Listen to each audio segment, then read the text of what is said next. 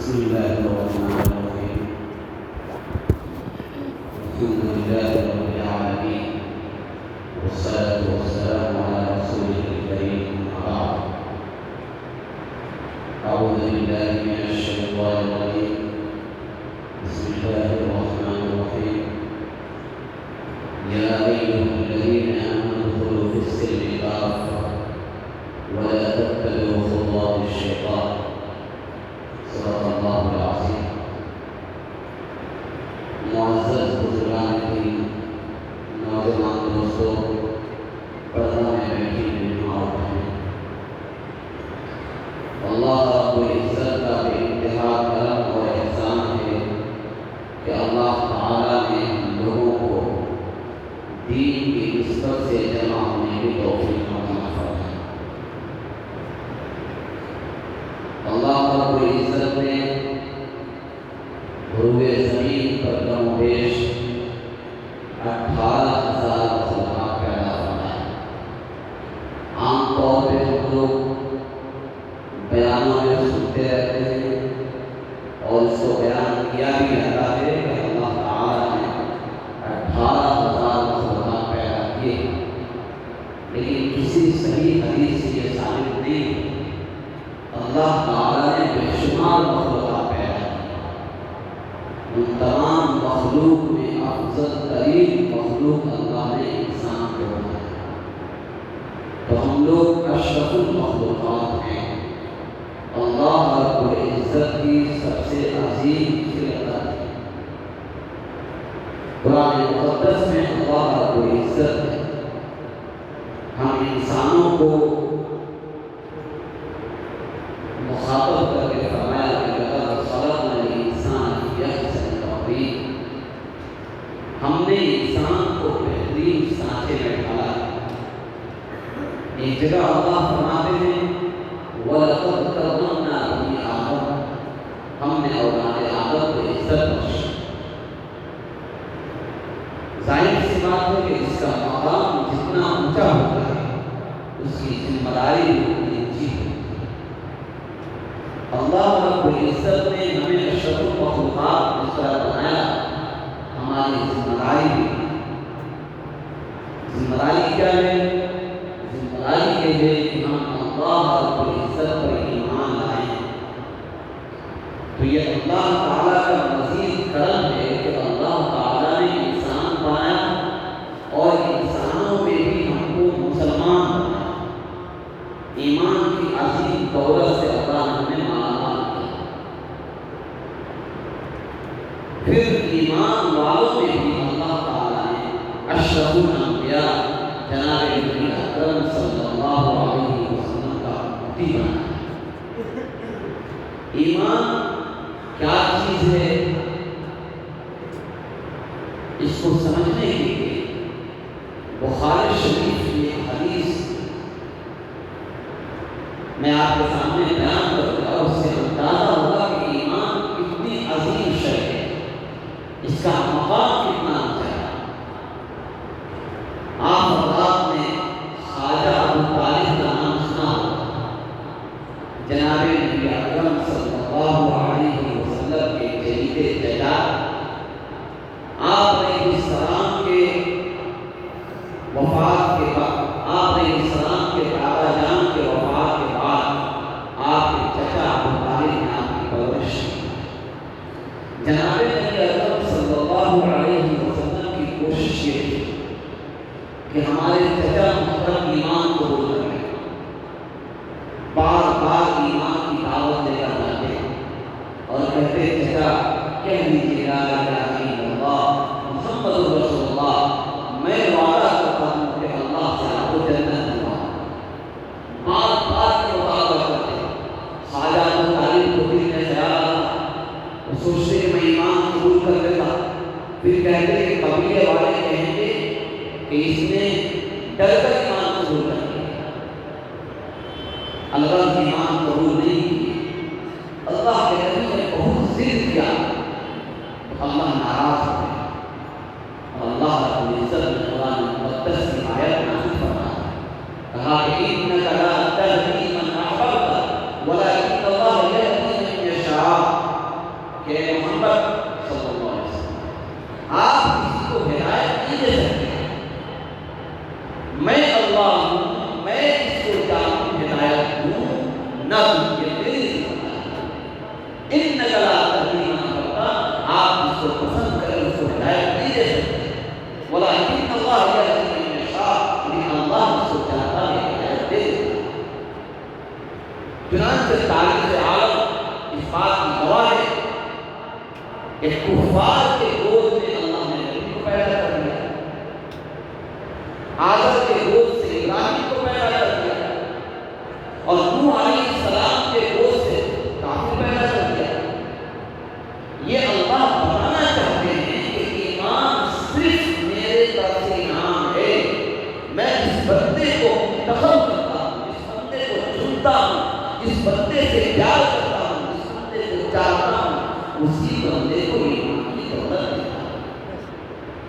ایمان میں سب کو نہیں دیتا، ایمان میں دولت سے خرید سکتے ہیں، نہ طاقت سے چھین سکتے ہیں، نہ انسان اپنی چاہت سے اس کو حاصل کر سکتا ہے۔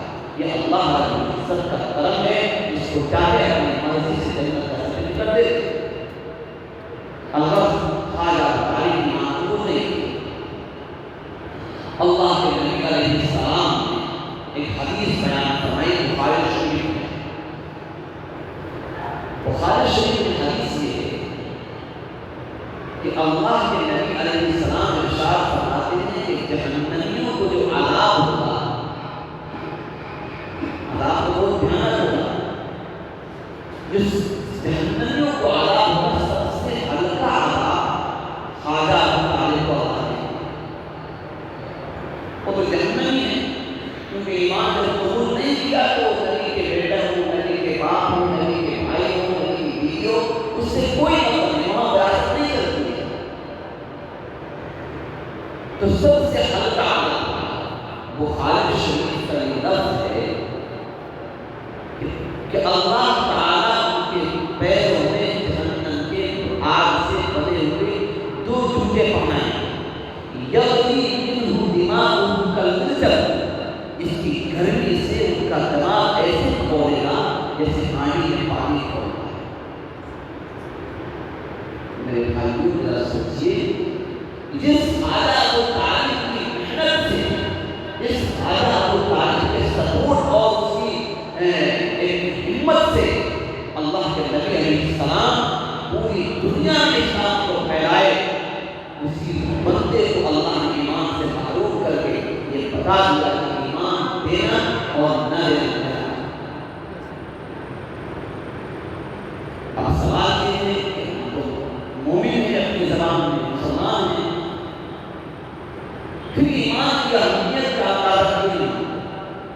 اس کی ایک مثال دیکھیے، ہم بازار میں گئے، اچانک ہم کو کوئی اجنبی آدمی ملا اور کہا کہ بھائی میں آپ کو یہ ہدیہ دیتا ہوں، گفٹ دیتا ہوں، سونے کا پین ہے، آپ لوگ اس کو جانتے ہیں نہ پہچانتے ہیں، کچھ نہیں جانتے، وہ پین آپ کے حوالے کیا، آپ پین تو لے لیں کیونکہ فری میں ملا ہے، اور فری کا سامان ہم نہیں چھوڑتے، پین تو لے لیں گے، لیکن دل میں یہ ضرور خیال ہوگا کہ یہ سونے کا نہیں ہوگا، پیتل کانسا تانبا یا اس پہ سونے کا پانی چڑھا ہوگا، یعنی اس کو ہم جیب میں رکھیں گے لیکن امنیت کے ساتھ نہیں۔ وہی حالت ہماری بن گئی۔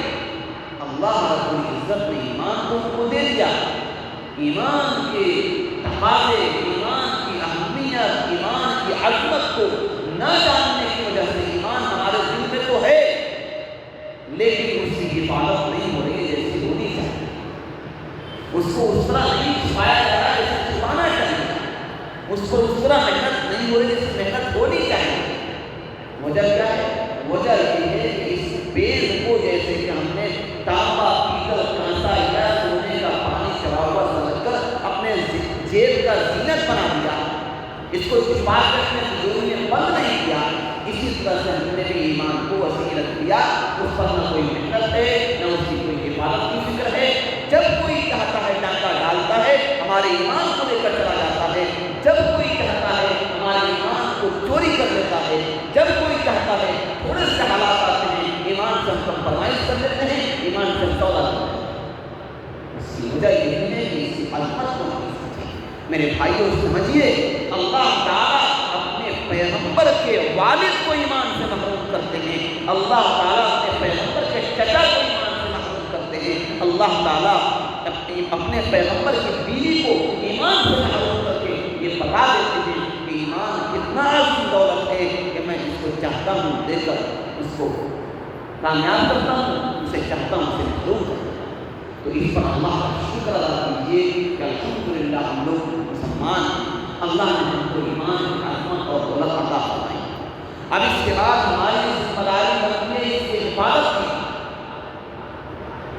جیسے ہم کو ہمارے والدین نے، ہمارے ماں باپ نے جو دولت وراثت میں دی، اس کی حفاظت کی ذمہ داری ہماری بنتی ہے۔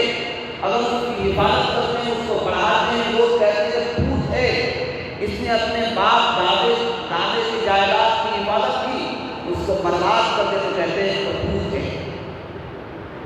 یہ اچھا بات نہیں ہے۔ تو اگر ہم اللہ کے واقعی اچھے بنتے ہیں تو اللہ نے ہم کو یہ انعام دیا، تو اس کی حفاظت کی فکر ہونی چاہیے، اس کی حفاظت کی کوشش ہونی چاہیے، اس کی حفاظت کے لیے جو چیزوں کی ضرورت ہے اس کو پورا کرنا چاہیے۔ اس میں سب سے پہلی چیز ہے کہ اللہ رب العزت کو کے ہونے کا یقین، اللہ رب العزت سے ہونے کا یقین، اللہ کی صفات کا یقین، اللہ کے کرنے دھرنے کا یقین انسان کے دل میں بیٹھنا چاہیے۔ قرآن مقدس میں اللہ رب العزت نے ارشاد فرمایا کہ یا ایھا الذین آمنوا ادخلوا فی السلم کافۃ، کہ ایمان والو پورے طور پر اسلام میں داخل ہو جاؤ، ولا تتبعوا خطوات الشیطان، اور شیطان کے نقش قدم کی پیروی مت کرو۔ مطلب یہ ہے کہ آدھا ٹیکر آدھا بٹیر نہیں، درنگی چھوڑ دے گا سراسر موم ہو یا سن، آدھا ٹیکر آدھا بٹیر نہیں، بلکہ ایک اللہ سے ہونے کا یقین دل میں بٹھانا ہے، اور ایک اللہ پر ایمان لانا ہے، اور اسی اللہ سے ہونے کا یقین آدمی کو دل میں بٹھانا ہے کہ جو کچھ کرنے والے ہیں، جو کچھ کرتے ہیں وہ اللہ کرتے ہیں، ان کے علاوہ کوئی نہیں کر سکتا۔ بولنا تو بہت آسان ہے، ہم بھی بول لیتے ہیں، آپ کو موقع ملتا آپ بھی بیان بولتے ہیں کہ جو کرنے والے ذات اللہ کی ہے، اللہ ہی سے ہوتا ہے، کسی اور سے نہیں ہوتا ہے، یہ ہمیشہ ذہن میں بات آتی ہے۔ لیکن میرے بھائیوں، اقبال بڑا اپدیشک ہے، من باتوں میں محرزہ ہے، گفتار کا غازی تو یہ بنا کردار کا غازی۔ زبانی جماعت پر سے کچھ نہیں ہونے والا، زبان سے بولنے سے ہوگا، دل کی گہرائیوں میں اس کو اتارنا ہوگا، ایسے جیسا کہ صحابہ کرام نے اتارا۔ یا ایھا الذین آمنوا آمنوا، اے ایمان والو ایمان لاؤ۔ ایمان والوں سے ایمان لانے کا مطالبہ ہوا۔ عجیب بات ہے، عجیب بات ہے کہ اللہ ایمان والوں سے یا ایھا الذین آمنوا آمنوا، اے ایمان والو ایمان لاؤ۔ کیا مطلب اس کا؟ ابھی تک جو ایمان لائے ہو وہ اصل ایمان نہیں ہے۔ آمنوا کما آمن الصحابہ، آمنوا کما آمن التابعین، ایسے ایمان لاؤ جیسے کہ صحابہ نے ایمان لایا، جیسے کہ تابعین نے ایمان لایا، جنہوں نے اپنی پوری زندگی کو اللہ کے راستے کے لیے قربان کر دیا، پوری زندگی کو اللہ کے نام پر قربان کر دیا، پوری کائنات برباد کرنے کی انہوں نے ٹھان لی، لیکن اللہ کے ساتھ کوئی کمپرمائز نہیں ہونے دیا۔ ان کے باغات جل گئے، پھل جل گئے، ان کے بیوی بچے برباد ہو گئے، لیکن ایک اللہ پر ایمان جب لائے تو بس اسی پر لائے۔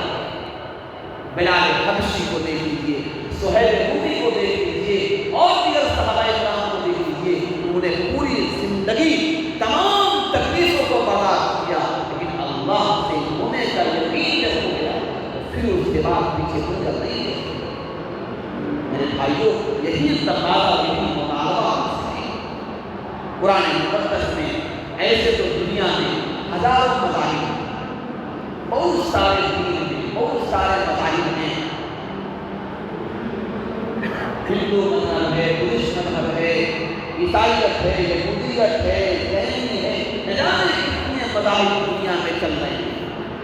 لیکن کون مذہب اللہ کو پسند ہے، کس مذہب کا مطالبہ ہم سے اللہ کر رہے ہیں، کس مذہب کا تقاضا ہم سے ہے؟ قرآن مقدس نے صاف اعلان کیا، ان الدین عند اللہ الاسلام،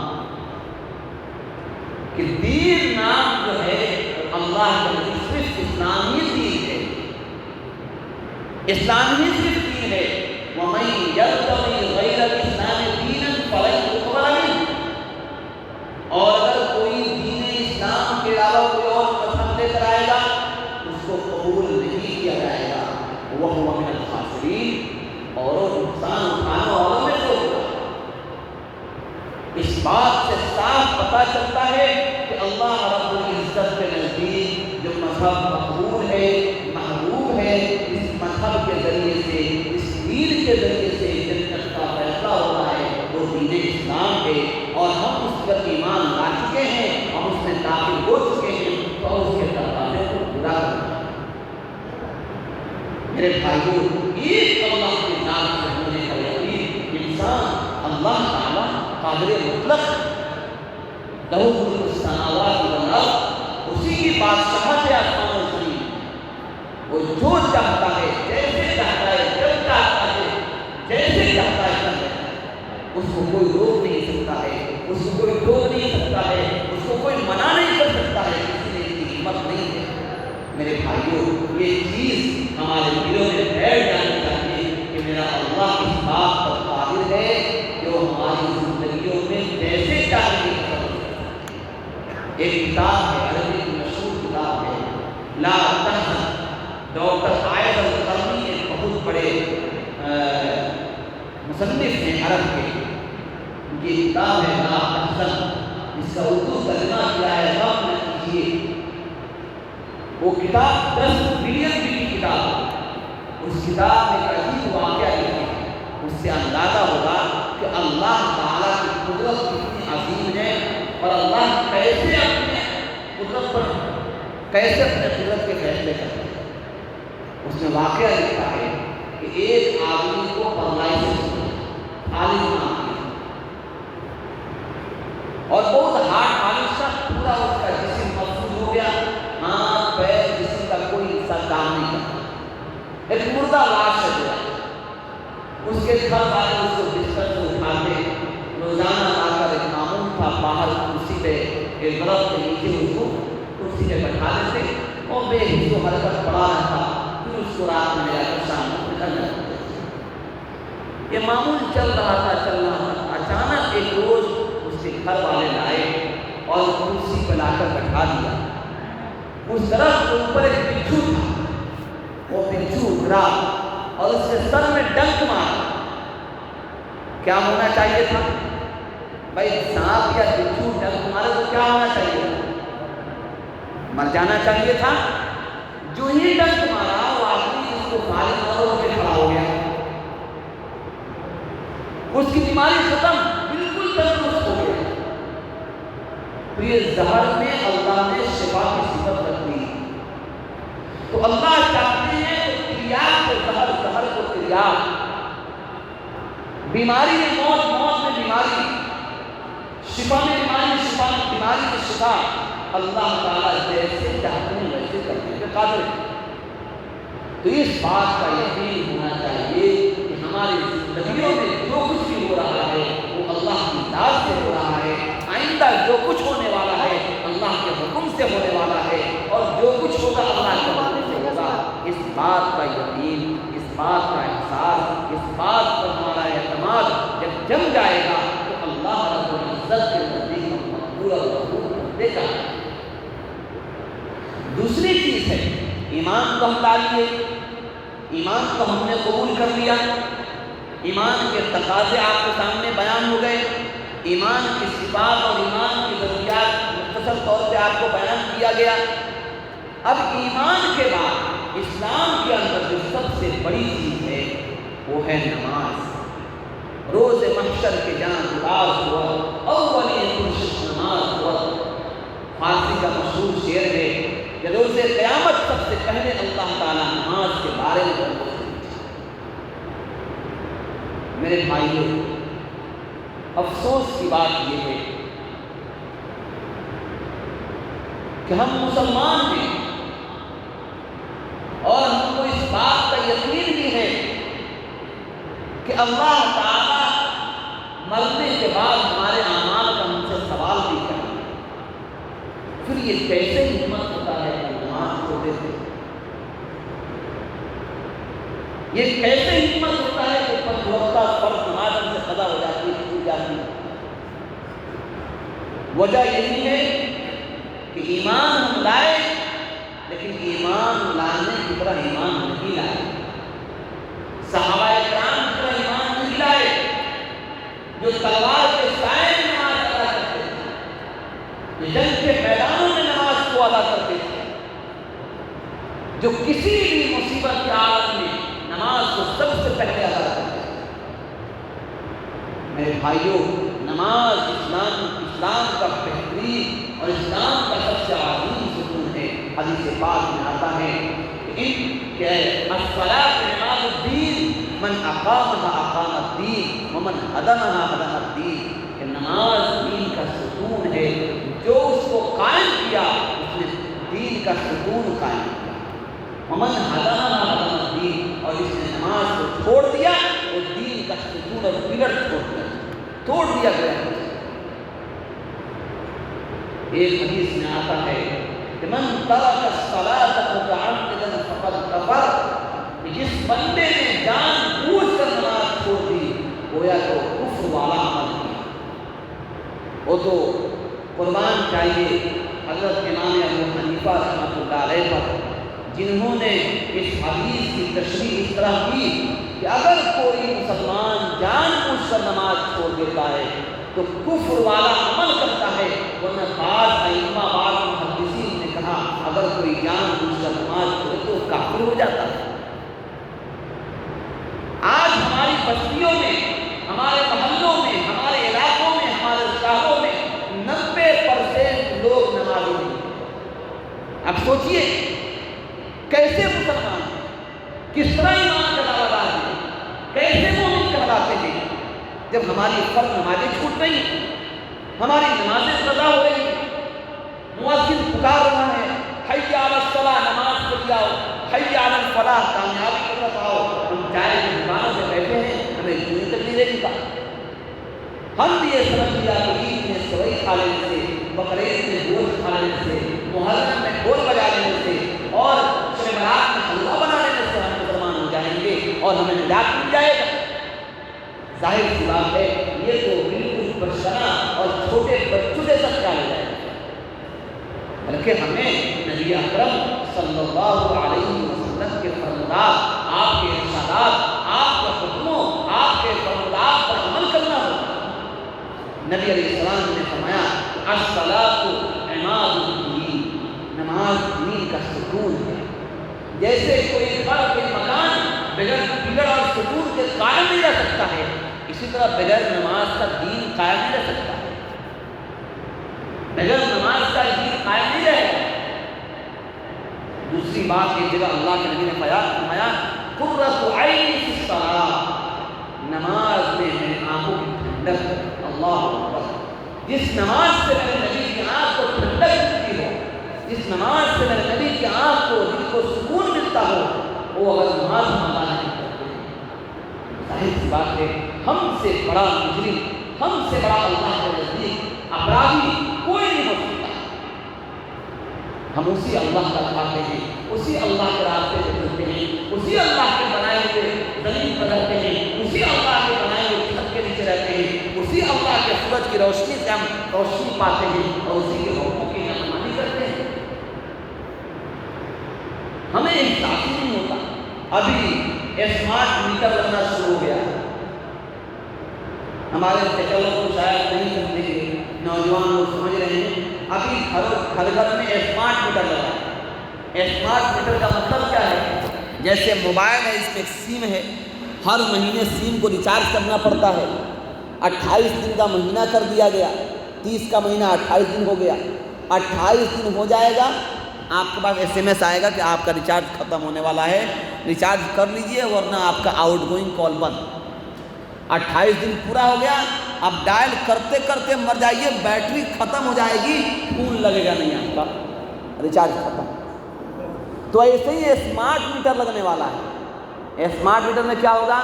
ریچارج کریں گے تو پنکھا چلے گا، لائٹ جلے گی، ریچارج ختم، لائٹ پنکھا بند۔ اب کتنوں سوئچ دبائیے، بورڈ توڑ دیجیے، پنکھا اور لائٹ چلنے والا نہیں۔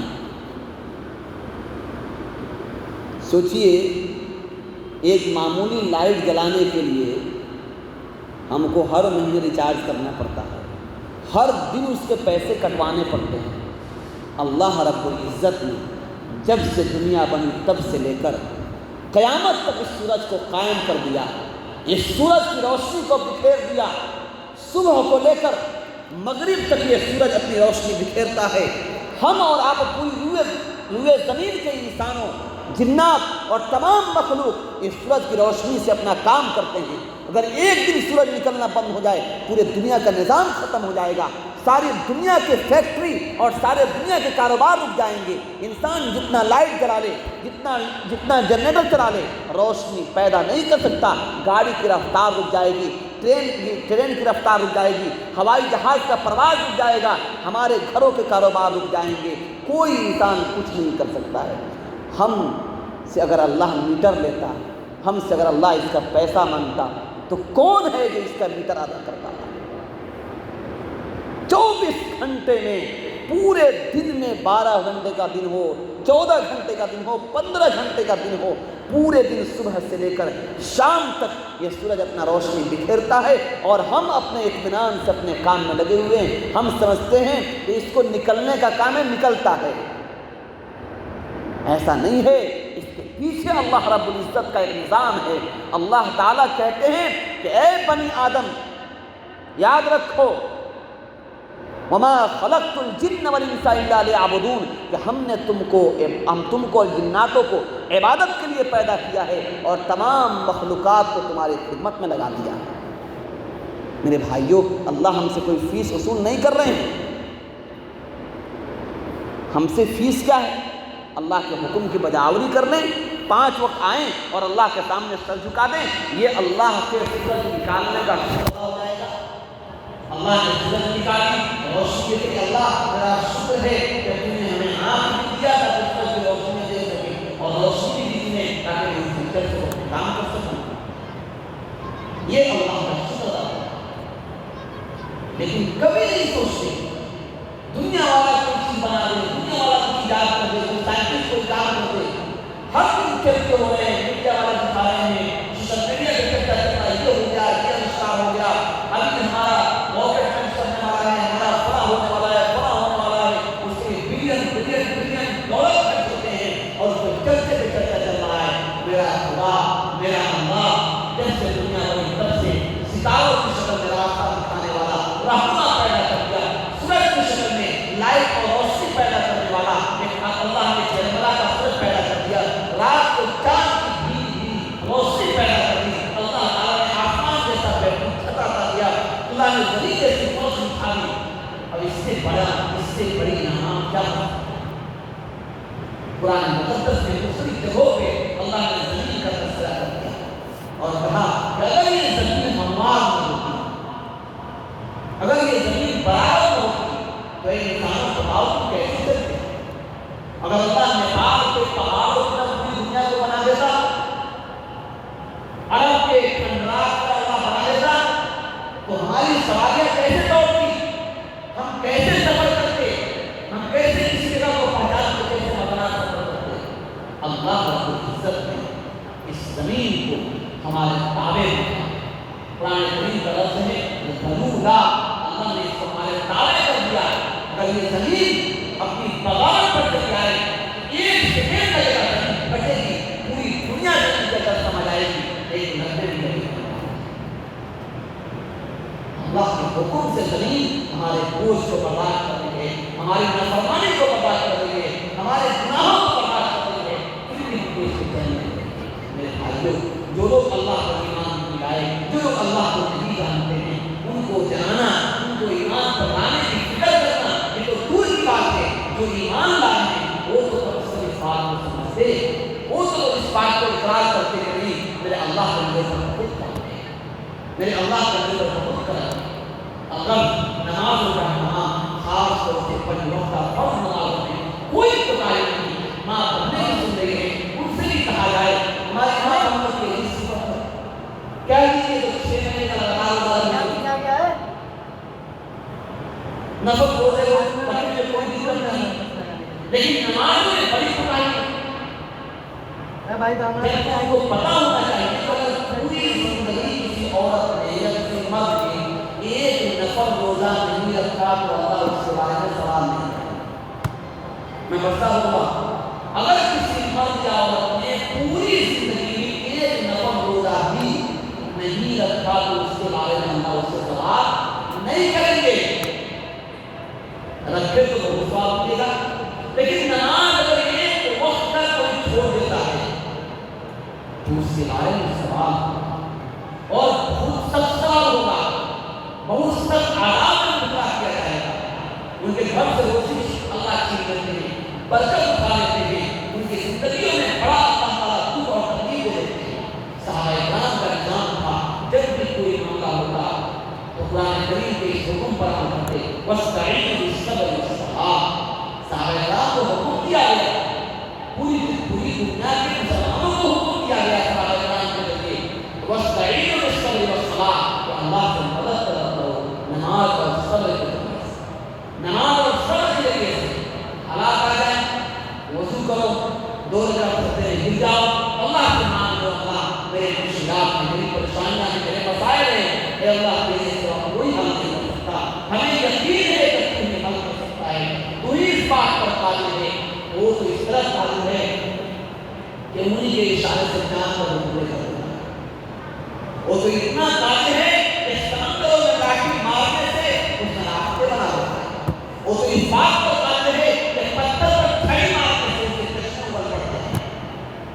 تو اللہ ہماری زندگیوں کے مسائل کو کیسے حل نہیں کر سکتا ہے, لیکن وہی یقین ہو, وہی ایمان ہو, وہی جذبہ ہو, وہی محبت ہو, وہی اخلاص ہو, وہی طرف ہو جو صحابہ کرام کی طرف تھی, تابعین کی طرف تھی, اور یہ اللہ کی طرف تھی. اسی محبت اخلاص سے کوئی نماز پڑھتے تو دیکھے, اللہ سے مان کر تو دیکھے. اللہ نے کہہ دیا ہے وَاسْتَعِينُوا بِالصَّبْرِ وَالصَّلَاةِ, اللہ سے مدد طلب کرو نماز اور صبر کے ذریعے سے, اللہ تعالیٰ کو عطا فرمائیں.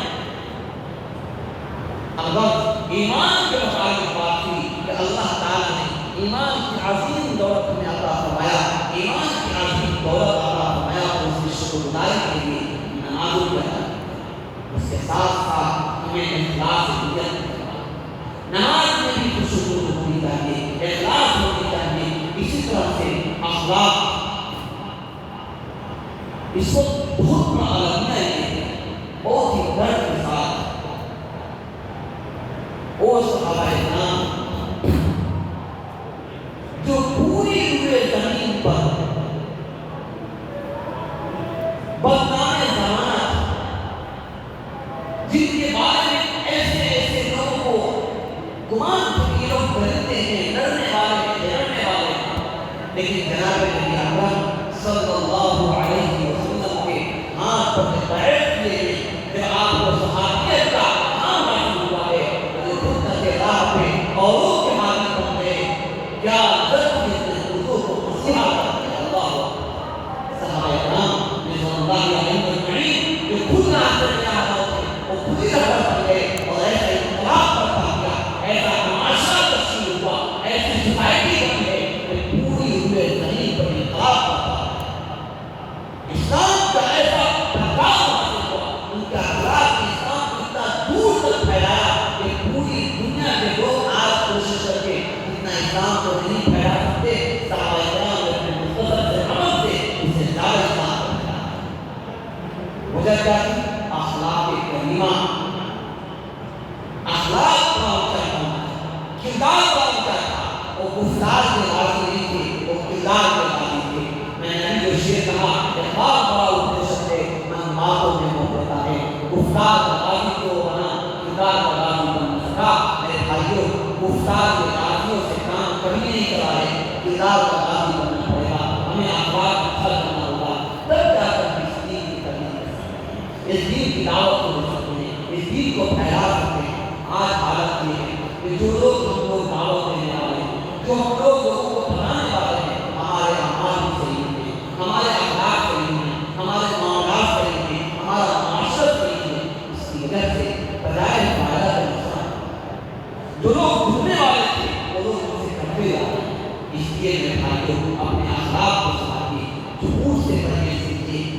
بدکاری سے پرہیز کیجیے، چغلی اور غیبت سے پرہیز کیجیے. یہ بری صفات ہیں، ایسے برے صفات ہیں جس کے ہوتے ہوئے کوئی بھائی نہیں بن سکتا ہے، کوئی اللہ کا محبوب بندہ نہیں بن سکتا ہے، نبی اکرم صلی اللہ علیہ وسلم کا امتی نہیں بن سکتا ہے. اس لیے ہمیں اخلاق کو نصاب، اخلاق کے سوال کے ساتھ ساتھ ہمیں اس دعوت کو بھی دینا چاہیے. جب اخلاق سمجھ آئے اس دین کی دعوت کو دور کر کے جانا ہوگا، اس کی فکر کرنی ہوگی، اور سب سے پہلے اپنے قدر شروع کرنا ہوگا. تو انفسکم واہلیکم نارا طریقے سے اللہ رب العزت نے ایک طریقہ دکھا دیا اور یہ ایک راستہ بتا دیا کہ دیکھو اپنے فرض سے شروعات کرو، اپنی ذات سے شروعات کرو. پہلے خود اسلام کو کرنا ہے، پھر گھر والوں کو کوشش کرنا ہے، پھر پڑوسیوں پہ کرنا ہے، پھر پورے محلے پہ کرنا ہے، پھر محلے سے پورے علاقے پہ کرنا ہے، علاقے سے پورے اسٹیٹ میں کرنا ہے، اسٹیٹ سے پورے ملک میں کرنا ہے، پھر ملک سے پورے عالم کے لیے تم پیدا کیے ہو. پورے عالم کا اس بات کو ہوتا ہے کن کو خیر امت اخرجت للناس تأمرون بالمعروف وتنهون عن المنکر وتؤمنون بالله. اللہ تعالیٰ نے ہماری جو عظیم صفت بیان فرمائی کہ پہلی امت ہے اس کے لیے ہم کو کچھ شرائط دینا ہے. ایک تو ایمان ملا، اللہ پر ایمان لا چکے ہیں، اس کے ساتھ ساتھ اللہ نے امر بالمعروف و نہی عن المنکر کا حکم دیا. امر بالمعروف کا مطلب اچھی باتوں کا حکم ہے، الدال والخیر کفاعلی، اچھی باتوں کا حکم کرنے والا، اچھا راستہ دکھانے والا، اچھے کام کرنے والے کی بات ہے. اور بری باتوں سے روکنا. جب یہ چیزیں کریں گے تو اللہ تعالیٰ معاشرہ تشکیل کریں گے، معاشرے پر اچھا اثر پڑے گا. پھر آنے والے ہمارے بچے، ہمارے ماں بہنیں، ہمارے نوجوان سب مسجد سے جڑیں گے، اللہ سے جڑیں گے، اللہ سے ماننے والے بن جائیں گے، اللہ سے ماننے والے بن جائیں گے. پھر سارے مسائل سارے مشکلات اس لیے ہمیں چاہیے ہم چیزوں پر عمل کریں. باتیں کہی گئی صرف کرنے سے نہیں ہوگا، اس پر عمل بھی کرنا ہوگا. اسی آیت کریمہ کی تفسیر میں بعض مفسرین نے یہاں لکھا ہے یہ دو چیزیں جس قوم سے اٹھائی جائیں، اچھے باتوں کا حکم کرنا اور بری باتوں سے روکنا، یہ دو کام جس قوم سے ختم ہو جائے گا اس قوم کو اور اللہ کی ضرورت نہیں ہے. اللہ کو اس قوم کی ضرورت نہیں رہے گی، اللہ ایسی قوموں کو مٹا دے گا. آج ہمارے معاشرے میں مصلحت کا ایسا دوبارہ روک دیا گیا ہے کہ سامنے اتنا ہو رہا ہے اور کوئی روک نہیں رہا، سامنے ظلم ہو رہا ہے کوئی منع کرنے والا نہیں ہے. جب میراج کے پیغمبر نے ارشاد فرمایا اور یہ حدیث پڑھ کے اور آپ سب کا رضا وقت ہو رہا ہے. اللہ نے اسلام کے ارشاد فرمایا من رأى منكم منكرا فليغيره بيده فإن لم يستطع فبلسانه وإن لم يستطع فبقلبه وذلك أضعف الإيمان. تم میں سے کوئی بندہ کوئی غلط کام دیکھے، کوئی غلط چیز دیکھے، کوئی جرم دیکھے، کوئی گناہ دیکھے تو چاہیے کہ اس کو اپنے ہاتھ سے روکے. اگر اپنے ہاتھ سے روکنے کی طاقت ہو تو ہاتھ سے روکے. اس حدیث کی تشریح علماء نے بڑا اجزا ہے. محدثین لکھتے ہیں اس جملے کا مطلب وہ سمجھتے نہیں ہیں اور کیا سوچا ہے کہ کوئی غلط کر رہا ہے اور کیا اس کو پڑھ شروع کیا آپ کو سمجھا ہے اور اس کو پوچھ لیے پڑھ لیے اب آپ سارے کام کرتے ہیں ہم کو بنائی چاہیے. یہ کیا ہے وہ حدیث کو سمجھانے یہاں پر ہے. اس جملے کا مطلب یہ ہے کہ اگر آدمی کوئی غلط کام دیکھے اور اس کو اس وقت روکنے کی طاقت ہو اور بعد میں بھی اس کے ذریعے سے کوئی اس پر حادثہ نہ آنے کا یہ قوی یقین ہو تو اس وقت دیکھا ہے کہ ہاتھ سے اس کو روکو. جیسے باپ اپنے بیٹے کو دیکھا تو غلط کام کرتے ہوئے تو اب اس کی زبان سے روک نہیں ہوگا، اس کو ہاتھ سے پکڑ کے روکنا ہوگا کیونکہ باپ اس وقت بھی قادر ہے اور باپ بعد میں قادر ہو بیٹا اس کو کچھ نہیں کرتا. اسی طرح سے معاشرے کا وہ بندہ جو پورے معاشرے میں بدلا رکھتا ہے، وہ رکھتا ہے، اسے حیثیت ہے تو اس کو چاہیے کہ معاشرتی طور پر کوئی بگاڑ ہو رہا ہے تو اس کو قدم لگائے، اس کو روکے. اور اس کی طاقت نہیں ہے انسان اگر ہاتھ سے روکنے کی طاقت نہیں ہے تو زبان سے اس کے لیے وہی بات نہیں شرط ہے. اور اگر اس کی بھی طاقت نہیں ہے اور یہ قلبی تو چاہیے کہ اس کو برا سمجھے. وہ اضعف الایمان، اور یہ ایمان کا سب سے گھٹیا درجہ ہے. اس کے نیچے ایمان کے درجات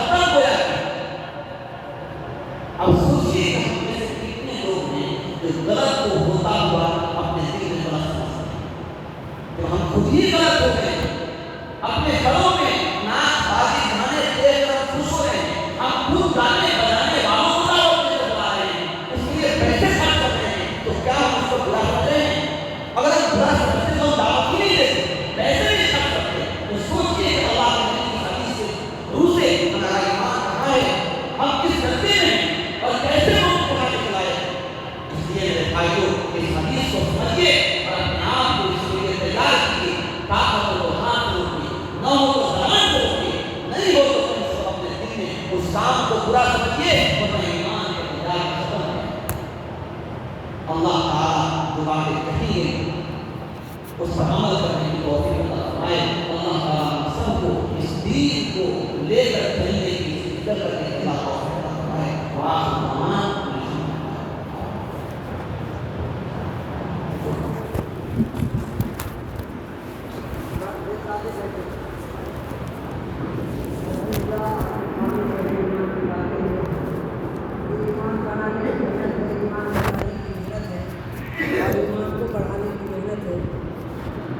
ایمان کو ساتھ میں لے کے جانے کی ضرورت ہے۔ ایمان ہمارا اصل سرمایہ ہے، ایمان ہماری اصل چیز ہے۔ ہم سب اس محنت کو کریں